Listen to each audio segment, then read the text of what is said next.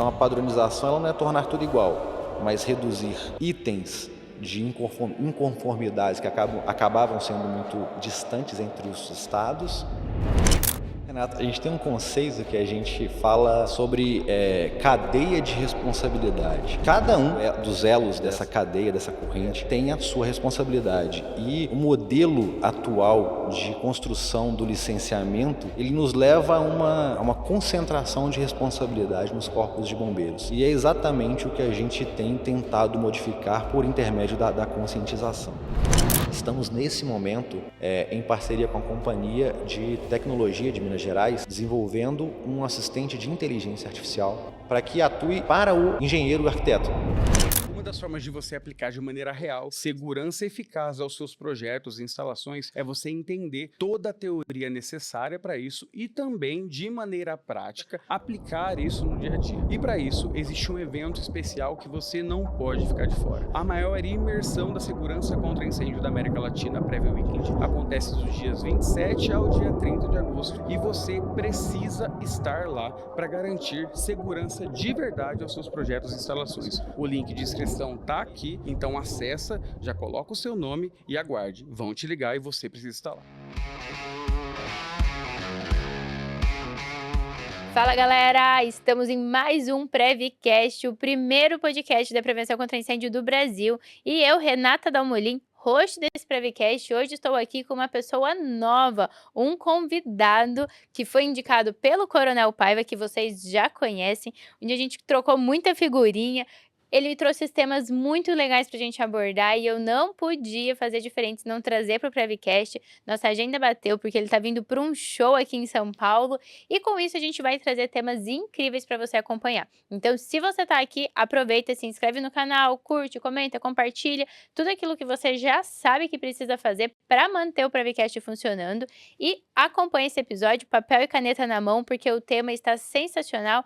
Principalmente, nós vamos falar sobre a visão de futuro, o que a gente espera da prevenção contra incêndio, o que está acontecendo, como que os projetistas precisam se preparar, se organizar, se programar para tudo que o mercado da prevenção contra incêndio está nos esperando.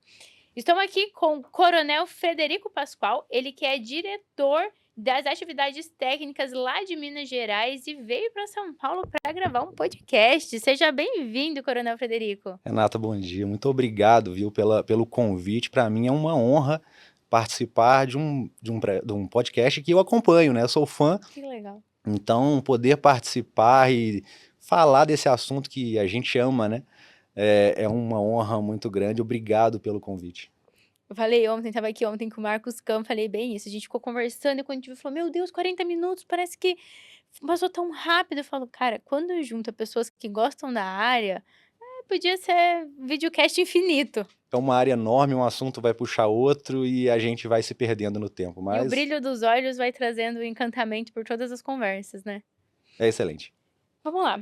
Coronel, um dos pontos que eu vi que você trouxe para a gente entender um pouco é realmente essa mudança de paradigma. O pré-tragédia, pós-tragédia, como é que é isso? O que de fato é isso? Renata, é interessante falar porque é uma temática que a gente já comenta, né, nos nossos ciclos de discussão há muito tempo, né, que a segurança contra incêndio ela tem um modelo reativo há muitos anos.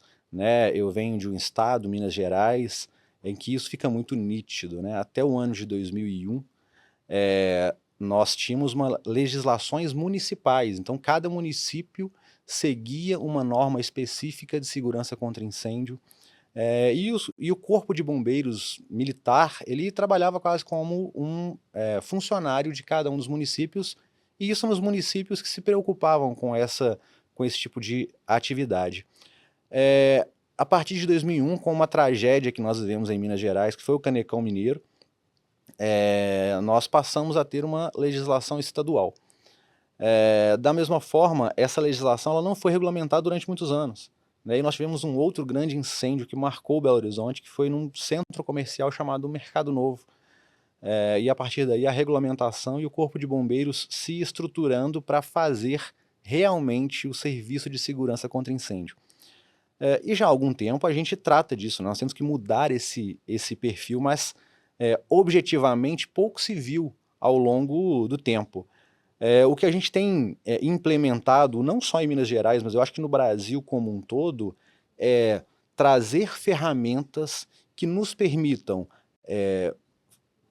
predizer, né, os maiores problemas, identificar por meio de coleta de dados e estudos constantes para que as nossas legislações, as nossas normas técnicas, elas abordem o incêndio antes que ele aconteça e não após grandes tragédias.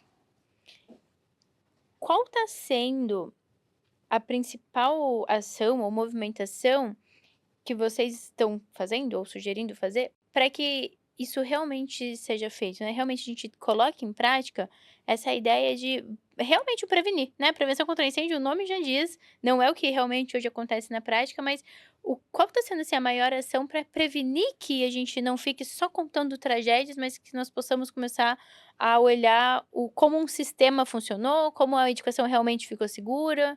Renato, acho que são várias iniciativas no Brasil como um todo. E assim, a prevenção contra incêndio, né, a segurança contra incêndio, ela é um ato de cuidado silencioso. E a sociedade ela tem um pouco de dificuldade de identificar esse nosso trabalho e de valorizar às vezes, porque para a gente o incêndio bom é o que não acontece. E se ele não acontece, ele não vira manchete e obviamente não se torna uma comoção social, né? Eu vou dar um exemplo pensar num shopping center, né? Em São Paulo, vocês têm essa rotina, em Minas Gerais, da mesma forma em Belo Horizonte, um sábado à tarde, em shopping cheio, as pessoas ali não estão preocupadas com relação à segurança, né? Elas não estão preocupadas com hidrantes, não estão preocupadas com sprinkler, com rota de saída, com carga incêndio, e elas não se preocupam porque elas confiam nas pessoas que foram responsáveis por toda essa instalação de segurança, né? Por criar e manter a condição de segurança dos estabelecimentos que essas pessoas frequentam. E eu acho que a mudança do paradigma, ela começa a partir do momento que a gente entende esse conceito, né? Que nós, né, sejamos bombeiros, sejamos responsáveis técnicos, engenheiros, arquitetos, as pessoas que executam todos esses sistemas, precisam cuidar muito, tanto da avaliação dos riscos, da identificação dos riscos através de bancos de dados confiáveis, e a correta execução desses sistemas e a manutenção, né, obviamente. Então, muitas iniciativas elas têm surgido a partir de tecnologia que nos permite, primeiro, concentrar informações, né? A gente falou do Coronel Paiva, ele é um disseminador de uma grande ferramenta para a gente, que é a investigação de incêndio, né? Durante muito tempo, Santa Catarina, Brasília e Espírito Santo foram os únicos estados que trabalharam efetivamente a investigação de incêndio. E a partir do trabalho do Coronel Paiva à frente do Comitê Nacional de Investigação de Incêndio, essa temática foi disseminada. A partir daí, a discussão ela ganhou um novo contorno, né, que nós começamos a trabalhar, a levantar mais dados. Hoje nós temos muito mais informação dos incêndios que ocorrem no Brasil, e nós passamos a discutir de forma integrada, né, por intermédio da Ligabom, que é a Liga Nacional dos Corpos de Bombeiros. A gente começou a discutir isso de forma integrada. Então, ainda não chegamos ao ponto, e é o que estamos caminhando para fazer, a criação de um banco de dados nacional relativo aos incêndios. Então, acho que esse é o primeiro passo, né? Constituir ferramentas como a investigação de incêndio que nos mostra exatamente onde nós temos que atacar, onde nós temos que concentrar os nossos esforços, o compartilhamento de informações por meio de sistemas que integrem e a utilização de ferramentas que nos auxiliem a interpretar esses dados e a manter uma rotina de revisão normativa e conceitual. Então, o primeiro passo nessa visão de futuro, na mudança, na quebra desse paradigma de um modelo reativo, é sem dúvida nenhuma a capacitação de profissionais para o levantamento de dados, a criação de bancos de dados integrados, né, de maneira nacional, e a revisão constante de tudo isso, né? Se a gente pensar que anteriormente cada estado se preocupava com a sua norma e São Paulo era uma referência muito grande, hoje nós temos um número de pessoas muito maior, tecnicamente capacitadas e pulverizadas no Brasil, e a gente consegue fazer um trabalho de revisão normativa muito maior. Então eu acho que esse é o caminho que os corpos de bombeiros no Brasil têm trilhado para alcançar essa situação melhor no futuro. E eu não sei se meu ponto de vista está certo ou não, mas sendo uma amante da prevenção contra incêndio, eu trabalho na área há 12 anos, eu vejo que os últimos anos tiveram uma movimentação significativa, né? Eu vejo muita gente falando: "Ah, não, prevenção contra incêndio não muda, sempre foi assim". Mas quando eu olho, eu falo: "Gente, não, os últimos 5 anos o tema ele expandiu, ele tá nas redes, ele tá sendo falado em TV, ele tá tendo livro, ele tá em uma movimentação muito grande, né?". Exatamente isso, Renata. Eu acho que nós temos a cada dia mais pessoas buscando informações, e eu acho que é muito fruto do trabalho de todos nós que nos envolvemos com essa temática, né? Eu acho que os corpos de bombeiros, eles têm direcionado o seu trabalho de projetos sociais, de atuação em escolas e formação de consciência nas pessoas em idade escolar.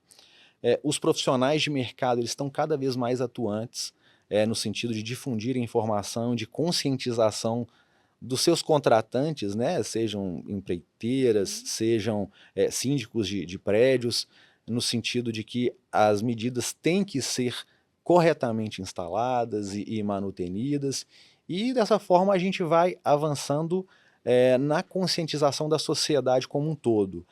Obviamente, algumas tragédias têm esse papel também, né, de levantar a ação, mas elas não podem ser um único mote para alteração da consciência, né, de segurança contra incêndio ou de prevenção da sociedade brasileira. Então, eu acho que, sim, nós temos cada vez mais gente conhecendo o assunto, se interessando e participando dessas discussões. E até com isso, a gente percebe que a prevenção ela tá evoluindo, ela tá seguindo um caminho, né, os corpos de bombeiros, estão se atualizando com muita frequência, esse paradigma, né, de que: "Ai, demora muito tempo para atualizar a norma", tá caindo, porque a gente tá vendo que hoje tem braço, tecnologia, tem muita coisa acontecendo. Mas uma das coisas que você citou foi que o nosso passo inicial, ele tem muito a ver com a gente ter essas investigações de incêndio para saber as causas, os motivos e conseguir gerar uma ação de prevenção efetiva. Com base nisso, como que você vê que está sendo aplicado isso no mercado hoje? A gente sabe que quem levanta essa bandeira é o Coronel Paiva, né, ele tem feito um trabalho sensacional, mas como é que está sendo essa divisão entre todos os estados?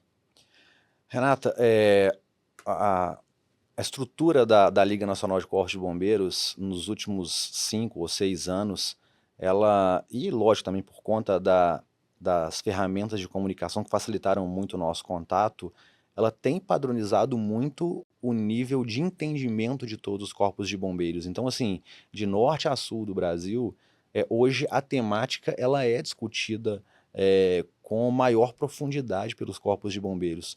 Obviamente, a estruturação ela tem níveis diferentes, né? Alguns estados têm uma maior capacidade de estruturação de alguns setores, outros têm menor, e isso nos leva a níveis de maturidade diferente. Mas o avanço na investigação de incêndio, na discussão da investigação de incêndio, ele está acontecendo no Brasil como um todo. E isso é muito interessante para a gente, porque os cenários eles são completamente diferentes no Brasil. E aí a gente discute alguns temas, né, como por exemplo a padronização de normas no Eu ia Brasil como escrever um esse tema todo. agora para Pois perguntar. é, que bom que eu consegui te antecipar. Mas é uma discussão que ela tem que ser, o pensamento dessa discussão ela tem que mudar de ótica também, porque é muito complexo falar em padronização de normas num país que é tão diferente, né? Eu venho de um estado que é completamente diferente, o norte de Minas é muito diferente do sul, o Triângulo Mineiro tem uma regionalidade também completamente diferente. Então, padrões normativos nacionais, eles tendem a ser complexos. Porém, os conceitos eles acabam sendo padronizados, né? Então, normas estritamente técnicas, como saídas de emergência, a gente consegue se aproximar bastante para que os profissionais de mercado eles não tenham essa dificuldade de atuar nos diversos estados do Brasil. A grande padronização que a gente tem que buscar enquanto Corpo de Bombeiros, e é nesse caminho que a gente tem caminhado bastante, é na padronização de procedimentos, e especialmente na simplificação de procedimentos de licenciamento. Por que isso, né? O licenciamento, há muito tempo, ele é visto pelo empresário como uma barreira para o empreendedorismo. E eu não posso negar que ele, durante muito tempo, ele foi um vilão da abertura de empresas no Brasil. Mas já há algum tempo nós temos trabalhado muito na simplificação de processos, até porque a nossa capacidade de resposta como um todo, ela tem que ser direcionada para o que oferece maior risco. Então, já há muito tempo criamos um conceito que é nacional de classificação de risco, os licenciamentos declaratórios, né, onde a responsabilidade ela recai única e exclusivamente sobre os proprietários, os profissionais que fazem esses projetos. Já é uma realidade também na grande maioria dos estados, e os corpos de bombeiros começam a dedicar o seu esforço nos prédios, nos imóveis de alto risco, que é realmente onde acontecem as grandes tragédias. Então, a perícia de incêndio ela nos mostrou isso também, né? De que forma que os profissionais precisam trabalhar. Os dados nos auxiliam na construção de normas menos diferentes, então a padronização ela não é tornar tudo igual, mas reduzir itens de inconformidades que acabavam sendo muito distantes entre os estados, mas também mostra para os profissionais onde eles têm que atuar com maior afinco para que os incêndios não aconteçam. E caso ocorram, eles não vitimem pessoas, não causem grandes danos no patrimônio das pessoas também. 3 perguntas disso que você falou. A primeira é, mesmo sendo complexo essa questão das normas, é possível que seja um padrão nacional? Ou o interessante é que continue sendo estadual? Hoje, a principal discussão é que continue sendo estadual, que as normas continuem sendo estaduais. A padronização ela tem acontecido de forma ainda muito sutil, mas por meio de melhoria do conhecimento, né, e conceitos técnicos padronizados. Então, saídas de emergência é um padrão em todo o Brasil, né? Instalação de sistemas de sprinklers, sistemas hidráulicos, né, como um todo, controle de materiais de acabamento, todas essas normas que são estritamente técnicas, elas têm caminhado para uma padronização. Elas são discutidas dentro do Comitê de Segurança contra Incêndio, né? Assim como o Comitê de Perícia, nós temos um Comitê de Segurança contra Incêndio. Eu fui presidente desse comitê durante 2 anos, e nós já vimos nessa linha, antes até da minha gestão, de padronização de normas que fossem estritamente técnicas, né? Então, agora, existem as regionalidades, então o padrão construtivo nos estados ele difere um pouco, então isso pode gerar algumas demandas de diferenças, mas principalmente do ponto de vista procedimental. Muitos estados têm demandas relacionadas aos governos estaduais, mas aos governos municipais também, que eles tentam se aproximar às suas normas. Então, no procedimento, nós ainda temos algumas diferenças, e talvez isso dificulte um pouco a atuação do mercado.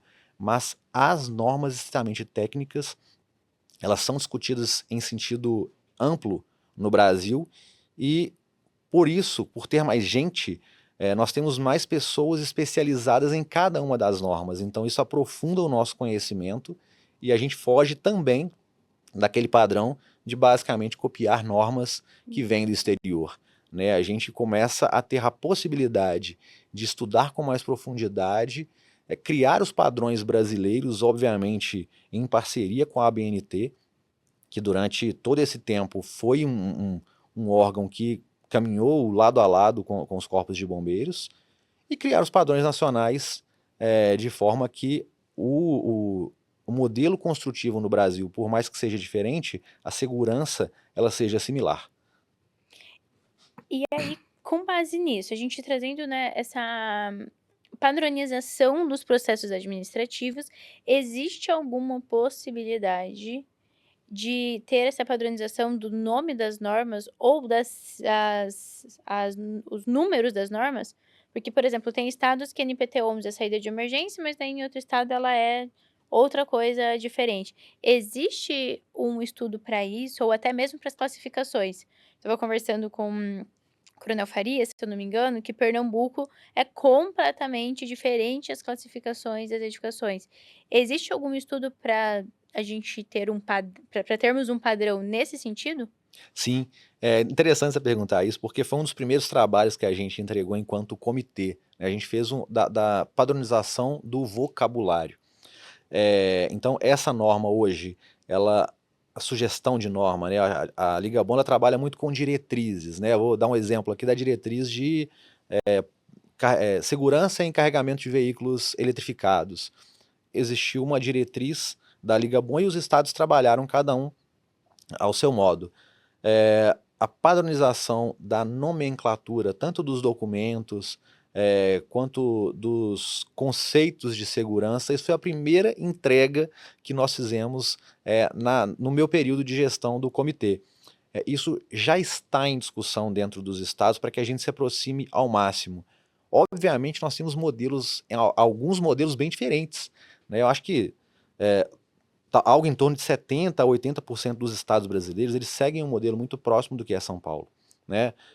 De legislação com lei, decreto e normas técnicas editadas pelos corpos de bombeiros. E aí NPTs, ITs e por aí vai. Mas alguns estados ainda trabalham única e exclusivamente com documentos normativos, como decretos, por exemplo. Então, nós vamos caminhar e temos facilidade para chegar nesse ponto. Na grande maioria dos estados. Alguns ainda vão demorar um pouco mais para chegar nesse padrão, mas já é uma visão institucional dos corpos de bombeiros que nós precisamos fazer isso, né? O conceito de simplificação, ele é muito válido, né?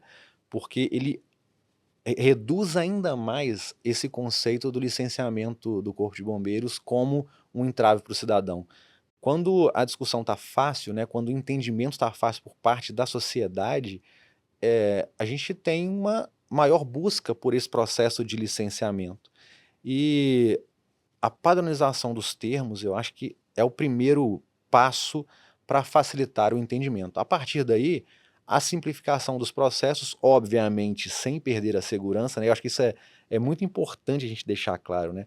Simplificar processos não de forma alguma, leva à redução das medidas de segurança. A sociedade brasileira, ela continua protegida contra incêndio, porém, a forma de obtenção dos licenciamentos, ela tem que ser simplificada. Agora, quando você trouxe sobre essa questão dos processos de licenciamento simplificado, e principalmente agora, né, que você citou que a ideia é simplificar processo, mas sem perder segurança. Nós sabemos que, justamente, né, pelo fato do Brasil ainda não olhar com o olhar técnico cuidadoso para a prevenção contra incêndio, para muitos profissionais, o licenciamento se tornou uma forma rápida de ter aprovação, porque o bombeiro não vai ver, então eu aprovo e libero super rápido e posso fazer uma grana extra com isso.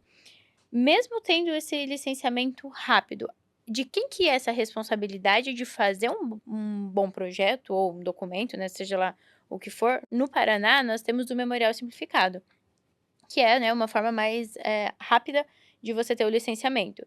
Eu, como projetista, dentro da minha empresa, nossa cultura nós não fazemos. Não existe a possibilidade de lá de dentro sair o Memorial Simplificado, porque eu entendo que, considerando o mercado que nós temos, é muito fácil ter jeitinhos sendo baseados em cima de um papel. Então, mesmo que seja exigência só o Memorial Simplificado, nós emitimos um projeto completo com o Memorial Simplificado. Então, mas olhando de um olhar dos corpos de bombeiros, essa responsabilidade pelo licenciamento simplificado, memorial simplificado, né, o nome seja lá qual for, de quem que é a responsabilidade desse documento ser seguro, né, ele trazer uma segurança para a edificação e da edificação estar protegida de acordo com aquele documento? Renata, a gente tem um conceito que a gente fala sobre cadeia de responsabilidade, né? Cada um dos elos dessa cadeia, dessa corrente, tem a sua responsabilidade. E o modelo atual de construção do licenciamento, ele nos leva a uma concentração de responsabilidade nos corpos de bombeiros. E é exatamente o que a gente tem tentado modificar por intermédio da conscientização. Os corpos de bombeiros, eles têm um papel muito importante na construção da segurança contra incêndio, né, que é de pesquisar um incêndio. Ninguém mais do que os corpos de bombeiros entendem sobre incêndio no Brasil, mas ninguém mais do que os profissionais, engenheiros e arquitetos especialmente, entendem de sistemas de segurança, de instalação de sistemas de segurança. E aí a gente começa a identificar a primeira divisão de responsabilidades, né? O papel do Corpo de Bombeiros é direcionar quais os riscos devem ser mitigados, de que forma um imóvel tem que ser entendido para que as pessoas consigam sair daquele imóvel sem ser afetadas por fogo e por fumaça, de que forma as construções devem ser pensadas para que o incêndio ele não se alastre por toda a edificação. Esse é o grande papel do Corpo de Bombeiros. Por outro lado, o grande papel dos profissionais é projetar medidas de segurança que evitem que esses riscos eles se configurem ou se tornem uma realidade. O nosso modelo atual de apresentação de projetos, avaliação pelo Corpo de Bombeiros, devolução para os profissionais, ele leva a um cenário onde o Corpo de Bombeiros ele atua quase como um fiscal do trabalho do engenheiro. Muitas vezes os profissionais bombeiros não são engenheiros que fazem essa análise e não tem que ser realmente, porque o nosso papel não é corrigir o trabalho do engenheiro, é identificar se os parâmetros definidos como necessários de proteção da vida e do patrimônio, eles foram seguidos para a projeção das medidas. A projeção das medidas, detalhes dessa projeção, né, detalhes técnicos desse projeto, são responsabilidade do profissional, do engenheiro, do arquiteto. E assim nós passamos para o próximo elo da corrente, que é o executor, né, e o proprietário. Ele tem que executar fielmente o que foi projetado e, principalmente, manutenir aquelas medidas de segurança que garantem que todas as pessoas ali dentro daquele prédio estão protegidas. Acima de tudo isso, nós temos o guarda-chuva da prevenção, que é um conceito também trazido pelo tenente-coronel Lugon, lá do Espírito Santo, que é a conscientização da população. Então, os prédios estão preparados, com medidas adequadas, manutenidas, mas a prevenção atuando para que os usuários desses imóveis atuem de forma consciente e segura, para que o incêndio ele não inicie. Iniciou, nós temos medidas, primeiro, para proteger a população e para fazer o combate dos incêndios. E aí a gente retorna no Corpo de Bombeiros com um papel que, na minha opinião, ganha tanta força quanto a investigação do incêndio, que é o trabalho de fiscalização. Os corpos de bombeiros, eles deixam, a partir desse novo paradigma, eles deixam de trabalhar com os licenciamentos, as vistorias de licenciamento em grande parte, obviamente não vamos isentar porque os testes são necessários, mas a gente direciona o nosso esforço para o trabalho de fiscalização. Uma pessoa que busca um licenciamento junto ao Corpo de Bombeiros, ela tem a ideia e tem a vontade de proteger os usuários desses imóveis. Mas ao lado desse imóvel nós temos vários outros que sequer se preocuparam com os processos de licenciamento, instalação e manutenções de medidas de segurança. Então o trabalho de fiscalização ele ganha muita força nesse sentido para trazer essas pessoas para o lado bom da força, né, para o lado do licenciamento, mas também para o levantamento de dados, né? A gente começa a identificar quais são os principais problemas para que essas pessoas busquem o seu licenciamento e a sua regularização e com isso garantir a segurança de todos os imóveis. E é ótimo isso, porque realmente o que acontece hoje é isso, né, a pessoa que está lá tentando regularizar, ela demora a vistoria, cai pedindo RT, precisa de não sei o quê, tem toda uma lista de exigências que às vezes fica travando, e a do lado tá funcionando há E 5 a anos sem renovação, ter um né? extintor. Os corpos de bombeiros têm documentos com validade de 3, 5 anos, aí tem uma variedade, né, de prazos. Essas pessoas, às vezes, têm dificuldade de renovar os seus licenciamentos, enquanto o vizinho que não tem licenciamento, ele não enfrenta essa mesma Dificuldade. dificuldade. Perfeito. Agora, voltando um pouco na nosso onde começou todo esse tema, falando sobre as diferenças dos estados. Eu imagino que você, por estar à frente do comitê, terem feito esses estudos, vai talvez conseguir desmistificar isso também. Por quê? É muito comum essa solicitação, né, de ter uma norma para todos os estados do Brasil, porque o fogo é igual em todos os lugares. E realmente, o fogo é igual, o que muda é muito as características da população e das edificações de cada região. Então, de uma maneira simples, logicamente, a gente não precisa listar todos os estados e suas diferenças, mas você consegue explicar, quais são, assim, as principais diferenças que nós temos em cada região? Do ponto de vista construtivo, nós temos, por exemplo, padrões em Santa Catarina de edificações extremamente altas que demandam eh, medidas de segurança que são completamente típicas, né? O padrão construtivo de uma escada de segurança num prédio de 100 andares, ele é completamente diferente do que a gente vê no restante do Brasil.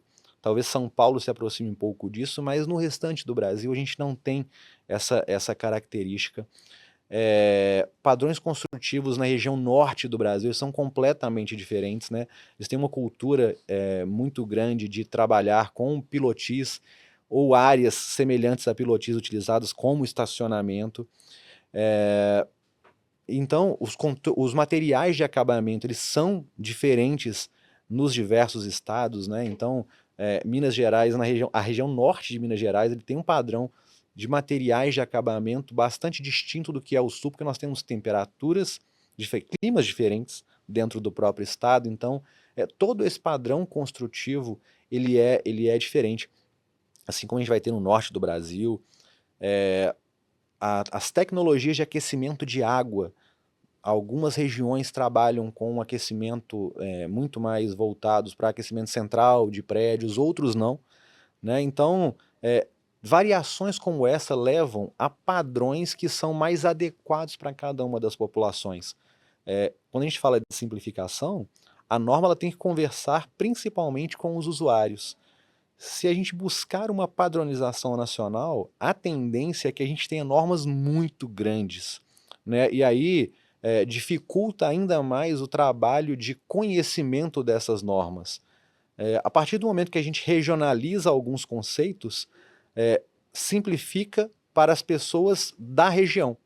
Lógico, um profissional que atua em diversas regiões do Brasil, ele vai ter um trabalho um pouco maior de conhecimento, mas via de regra são profissionais que têm uma maior capacidade logística até de entender essas diferenças, essas regionalidades. Mas acho que isso parte do conceito de simplificação, né, de conhecimento, para que seja mais palpável a construção da segurança desses imóveis. Junto também, quando a gente falou sobre esses complexos de normas que nós tínhamos, você comentou sobre o comitê e falou que existe esse comitê no Brasil. Ele é um comitê exclusivo do Corpo de Bombeiros ou ele é um comitê aberto a profissionais de incêndio? Ele é um comitê exclusivo do Corpo de Bombeiros. Assim como o comitê de perícia, a Liga Bom ela criou esse comitê e a primeira ideia foi essa, de padronizar as normas no Brasil como um todo. E ali nós começamos a conhecer muito melhor a realidade de cada um dos estados, né? E foi ali que nós percebemos também que o conceito de padronização não era fazer uma única norma, mas aproximarmos o conceito, as nomenclaturas, para que os profissionais tivessem a facilidade de atuar em qualquer região e a construção do conhecimento nos levasse a normas mais eficazes.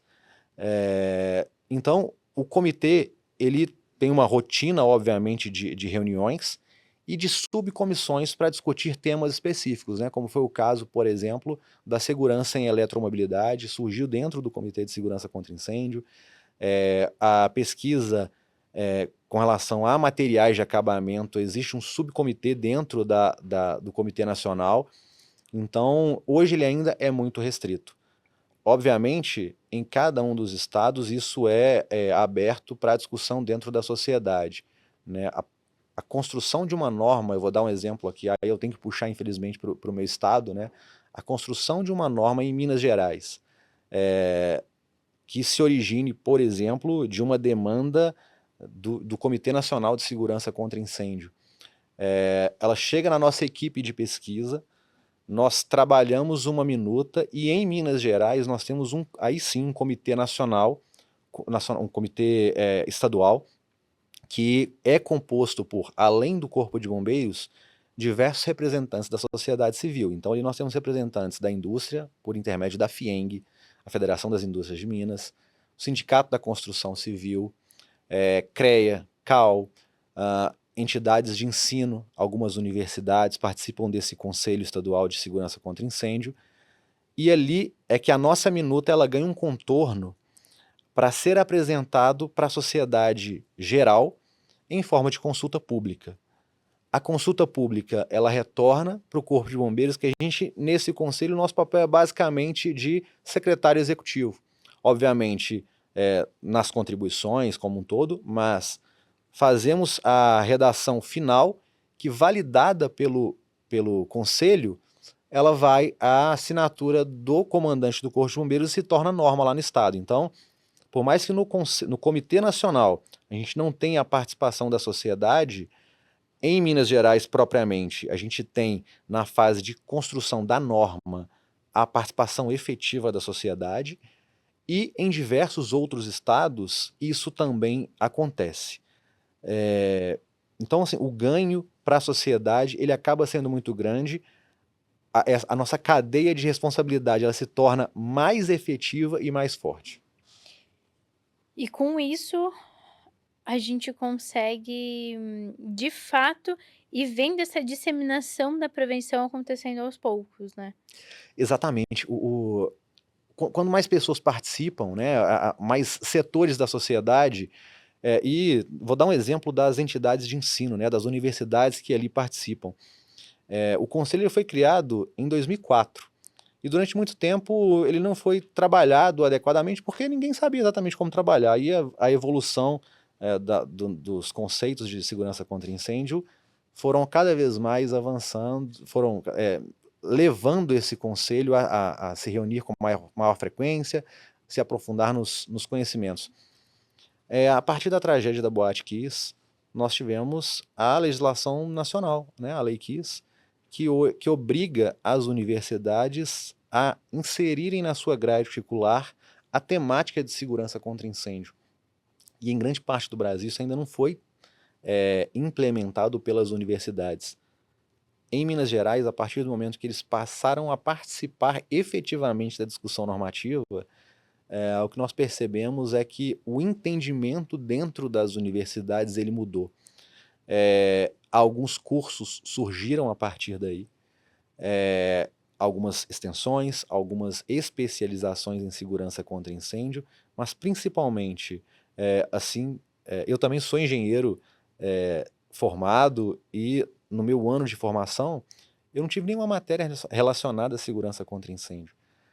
Hoje, obviamente, o macro desse conhecimento está em cursos após a graduação, mas a temática em diversos centros de ensino lá em Minas Gerais, ela já é tratada na fase de graduação. Então, isso é importante. Nós temos cursos em algumas universidades, como a Federal de Itajubá, que são basicamente voltados para a segurança. E, dentre os conceitos de segurança, a segurança contra incêndio de forma muito efetiva, né?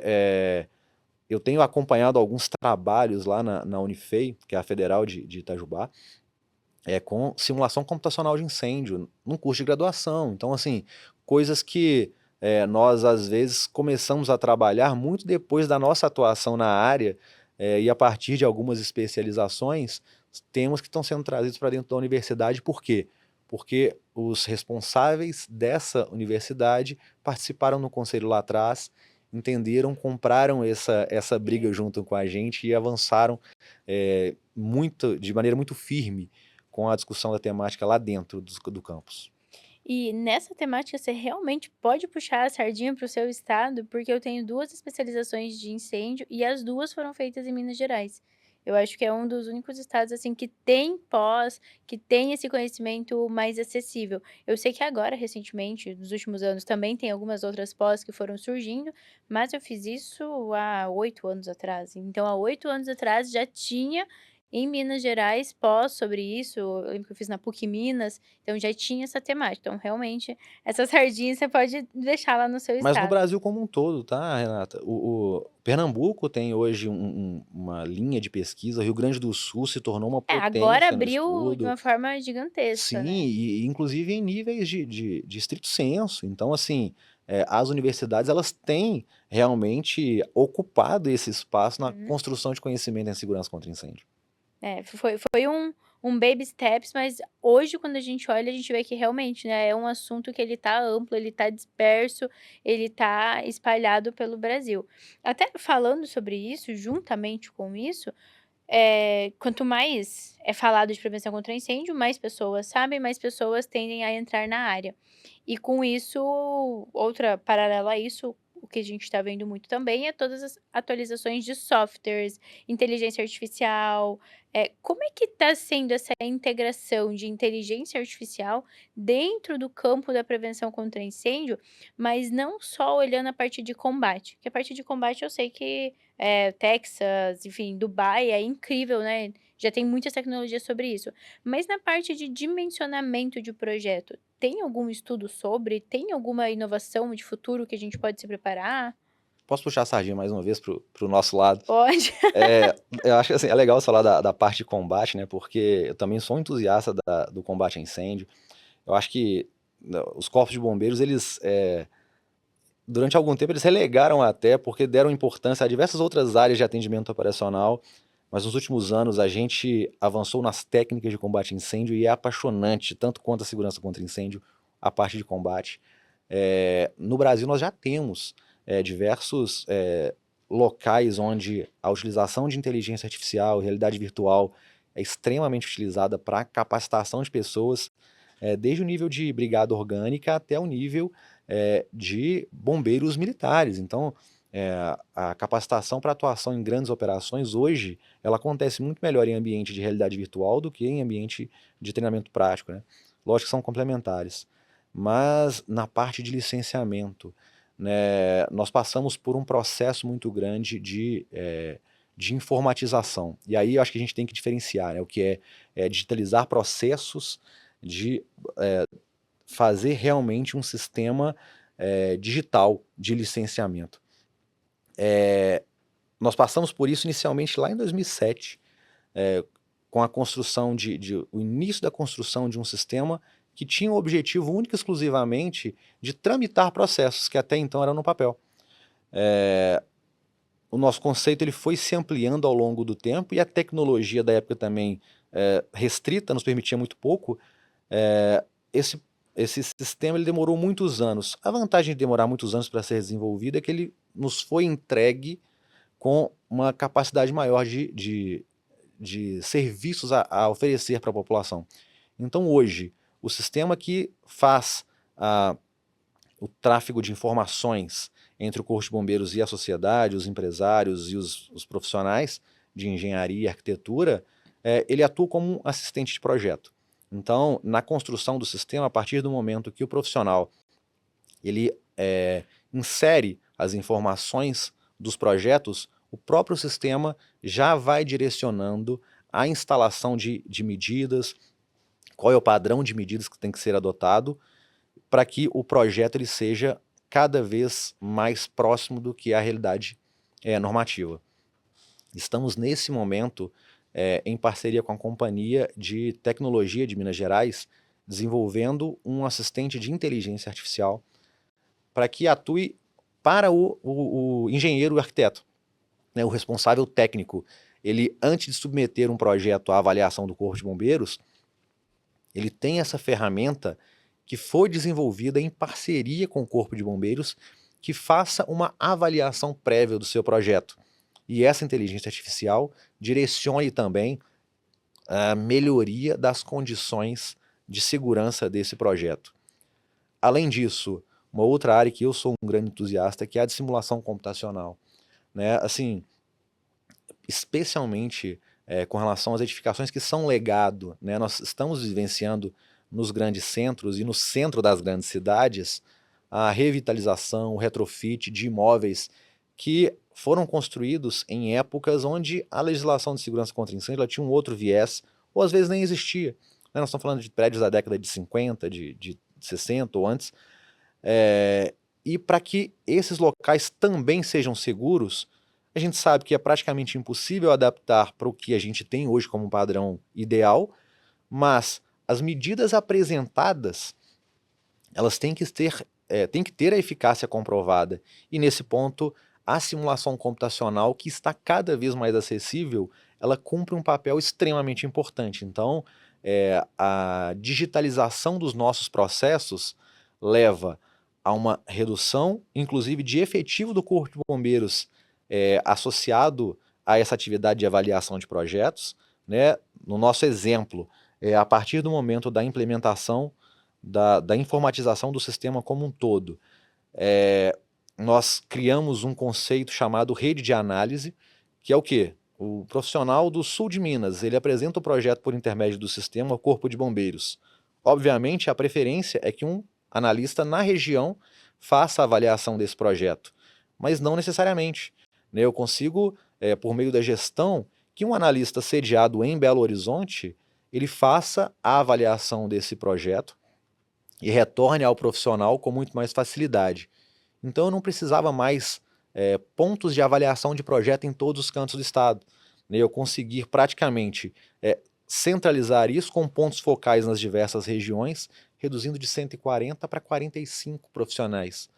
Esses demais, eles foram empregados, obviamente grande parte deles, nas outras fases que para a gente se mostraram mais importantes, como a fiscalização, a investigação de incêndio e o teste dos sistemas nas vistorias de licenciamento. Olha, foi quase todo o nosso roteiro, mas ainda faltou tema pra gente abordar, que a gente vai ter que ter uma segunda gravação do Prevcast. Pra gente encerrar, eu gostaria de entender qual é o seu posicionamento, visão, coronel, em relação ao crescimento que nós temos, a visão de futuro, quais são os desafios que nós temos para enfrentar. Você mencionou sobre Santa Catarina, né, que está trazendo, não sei se é o maior prédio do mundo ou do Brasil, enfim, mas um prédio gigantesco. E aí nós começamos, eu vejo que quem é da área de incêndio já tem esse olhar de, mas espera aí, como é que vai ser esse combate? Quem vai fazer esse combate? A gente tem estrutura para um combate numa educação desse porte? Então, quais estão sendo hoje os desafios que nós já conseguimos enxergar que, olha, no futuro, isso aqui pode ser um novo desafio, precisamos já começar a pensar nessa prevenção diferente. Renata, eu vou começar ilustrando como vou utilizar um exemplo que pra gente é trágico, né? Mas que foi o incêndio da Boate Kiss, né? Lá na Boate Kiss, 242 pessoas morreram porque eles acreditavam que estavam em um local seguro, né? Eles acreditavam que todos os responsáveis, todos os elos da nossa cadeia de responsabilidade haviam cumprido o seu papel e que eles estavam em um local seguro. E infelizmente não foi o que aconteceu. Na nossa visão de futuro, nós temos o fortalecimento da responsabilidade desses elos. E aí nós nos deparamos com os novos desafios, né? A natureza das construções do Brasil tem ampliado, novos riscos são apresentados, como por exemplo a eletrificação da frota de veículos, né?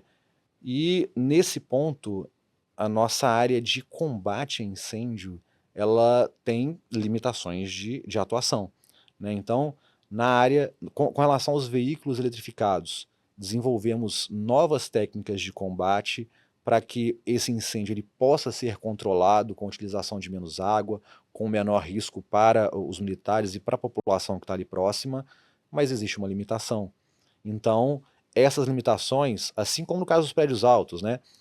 Nós temos equipamentos que nos levam a determinadas alturas para viabilizar um combate a incêndio, mas essas estruturas elas também têm limitações.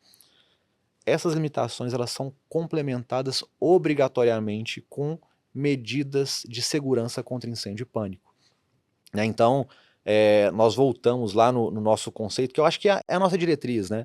Os prédios eles têm que ser construídos de forma que a população consiga sair em segurança em caso de um sinistro, e que que o incêndio não se propague, obviamente, e que o Corpo de Bombeiros tenha condições de adentrar, né? O conceito de combate a incêndio ele parte de dentro para fora, né? Não é eu ter um equipamento que chegue próximo. Obviamente, nós trabalhamos hoje, né? Já existem conceitos de trabalho com drone, com aeronaves e tudo mais, mas o combate a incêndio ele acontece com salvamento de pessoas ali dentro e com o combate a incêndio de dentro para fora. Então, as medidas de segurança contra incêndio, elas assumem um papel primordial, né? A proteção dos ambientes que abrigam veículos eletrificados, né? A avaliação das estruturas para suportar esse novo padrão de incêndio e a adaptação especialmente das saídas de emergência e dos equipamentos de combate a incêndio nesses prédios muito altos. E nesse ponto, eu acho que o que eu tenho que deixar como mensagem é exatamente para que essa visão ela cresça em todos os setores, em todos os elos da nossa cadeia de responsabilidade, porque, inevitavelmente, a segurança das pessoas passa pela forma de construção, né? O projeto de segurança contra incêndio, ele não é um projeto acessório. O conceito de segurança ele tem que ser utilizado na concepção do projeto arquitetônico, né? Medidas de proteção passiva salvam vidas. Medidas de proteção ativas, elas salvam patrimônio. Garantem a evacuação, ajudam na evacuação, sim, mas o que salva a vida é a medida de proteção passiva, e isso está na fase de concepção. Então isso eu acho que é o grande conceito que a gente tem que trazer, por mais que existam N ferramentas tecnológicas, o conhecimento continua sendo a nossa maior arma para salvar vidas, por intermédio da prevenção. E eu acho que aqui você deixou bem claro a importância de entender que projeto de prevenção contra incêndio não é projeto complementar. Ele não é o projeto para ser feito lá no final, depois que todas as outras disciplinas foram olhadas. Porque não vai ser, né? Exato. Muitos Ele vai dos impactar em todas, conceitos, né? muitos conceitos não dão mais para aplicar. E nós temos casos ainda de projetos de incêndio sendo apresentados após a construção. Então, talvez esse seja o principal conceito e a principal ação para que o nosso futuro ele seja seguro contra incêndio. Muito bom, Coronel Frederico, muito obrigada pelo seu tempo, muito obrigada por compartilhar tanto conhecimento, é uma honra ter você aqui no Previcast, é uma honra saber que você é um espectador do Previcast, isso é muito bom. O nosso objetivo com o Previcast é realmente levar conscientização, a gente fala muito que é conscientizar através da educação, né, que é o que a gente está falando, conhecimento, né? Eu não acredito que o que vai mudar de fato a segurança contra incêndio do Brasil seja só mudar norma ou tecnologia ou o BIM ou, sei lá, o drone que apaga incêndio. Eu vejo que é muito mais a fundo, é uma questão de cultura, de consciência, de conhecimento para então cada um saber cuidar de fato, ter zelo pelo que está fazendo. Então fico feliz que nosso objetivo esteja sendo alcançado, fico feliz que tenhamos pessoas como você assistindo o Prevcast e mais uma vez, muito obrigada por estar aqui com a gente. Renata, obrigado, assim, foi muito bom participar aqui. Eu já vou negociar com a minha família, a gente tem que criar uma rotina de vinda maior a São Paulo Eu para também eu acho. poder vir mais vezes conversar e acompanhar daqui também, que vocês têm um ambiente muito agradável e essa discussão aqui é muito boa. Então, obrigado demais pela oportunidade, estou sempre às ordens, obrigado. Coronel, onde que as pessoas te encontram nas redes? Caso alguém queira perguntar algo de Minas, alguém queira se inspirar em tudo que vocês estão fazendo. Basicamente, eu trabalho com o meu Instagram, Frederico Pascoal. Muito conteúdo pessoal, quem quiser saber da minha vida vai encontrar muita coisa lá, mas também trazendo alguns conceitos de segurança contra incêndio, mostrando um pouco da rotina do que é o Corpo de Bombeiros de Minas Gerais. Né? Nos últimos dias a gente tem avançado bastante nisso, mas também em outras áreas de atuação do Corpo de Bombeiros em Minas, como que a gente está passando agora na região da Zona da Mata. Basicamente o Instagram é o meu canal de comunicação. Perfeito, a gente vai deixar aqui então para quem quiser acompanhar, quem quiser tirar mais dúvidas com o Coronel Frederico. E para você que ficou até o final, muito obrigada pelo seu tempo. Não esquece de se inscrever, curtir, compartilhar, seguir o novo Instagram do Prevcast, porque agora o Prevcast está com um Instagram exclusivo só para os cortes, para vocês poderem acompanhar os episódios. E sexta-feira que vem, ao meio-dia, estaremos aqui novamente esperando você. Bom dia, São Paulo! Prev Comunidade, todos apostos. E começou a 4ª edição da Prev Weekend. Olha, eu acho que esse é um processo que transforma a gente, ele é transformador de fato, né? Ou seja, realmente não é só um projetinho, é um movimento de vida mesmo. Ter o contato com pessoas que sofreram de fato com grandes incêndios e mostrar que um grande incêndio, ele nos traz a memória do porquê estamos aqui e o que nós devemos fazer a partir daquele momento. Eu entrei na área da prevenção, né? E quando eu entrei na Prev, foi um período que eu estava pensando em desistir. E eu orei muito para Deus me mostrar um caminho, e apareceu um vídeo da Renata para mim. Do nada apareceu um vídeo dela falando do evento. Foi aí que eu conheci a Renata, foi aí que eu conheci a Prev. Isso faz alguns anos já, desde a primeira Prev, né? E aí desde então estou aqui na 4ª edição. Eu só não vim na segunda, mas eu vim na primeira, na terceira, na 4ª, estarei aqui nas próximas. Porque projetar não é apenas cumprir normas, é transformar conhecimento em segurança, segurança em credibilidade e credibilidade em legado. Vocês saem de vários estados e vocês estão aqui buscando prevenção, conhecimento para salvar vidas de pessoas que às vezes vocês nem conhecem. E vocês entendem então o motivo e a importância do que vocês fazem aqui? Se não somos nós, quem que vai projetar a segurança?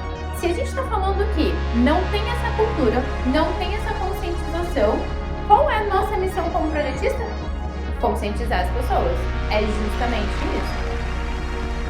As pessoas não têm bola de cristal. Então, se a gente não fala, se a gente não comunica, se a gente não divulga o que a gente faz, as pessoas não vão saber. Podem pegar coisas que vocês gostam, conectando com histórias, né, de vocês. Então, contem as suas histórias, porque vai ter pessoas que vão se conectar com elas. Eu acho que das outras prévias, eu acho que essa foi a mais impactante, porque eu vi muito o favor de Deus aqui. Fazer parte dessa comunidade representa para mim um elo entre aquilo que eu sou, a proposta, né, e a proposta da própria Prev World. É saber que eu estou plantando uma semente, eu estou participando de uma comunidade que eu sei que está fazendo diferença, que está fazendo história.